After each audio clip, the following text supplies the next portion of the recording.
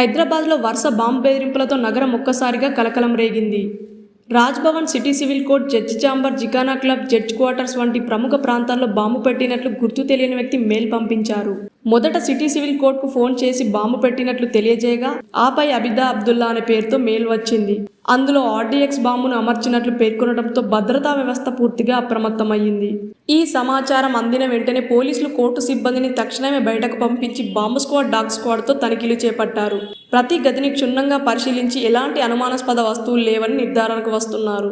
అనంతరం రాజ్భవన్ కూడా ఐఈడీ బాంబులు పెట్టినట్లు మరో మెయిల్ రావడంతో అక్కడ కూడా విచారణ ప్రారంభించారు. పోలీసుల ప్రకారం నగరంలోని ప్రధాన ప్రదేశాల్లో భద్రతను కట్టుదిట్టం చేశారు. గతంలో శంషాబాద్ ఎయిర్పోర్టుకి సంబంధించి కూడా ఇలాంటి బెదిరింపులు వచ్చిన సందర్భాలు ఉన్నప్పటికీ అవన్నీ ఉత్తవే అని నిర్ధారణకు వచ్చారు. అయితే ఈసారి బాంబుల గురించి స్పష్టమైన సమాచారం రావడంతో పోలీసులు మరింత జాగ్రత్తగా దర్యాప్తు చేస్తున్నారు.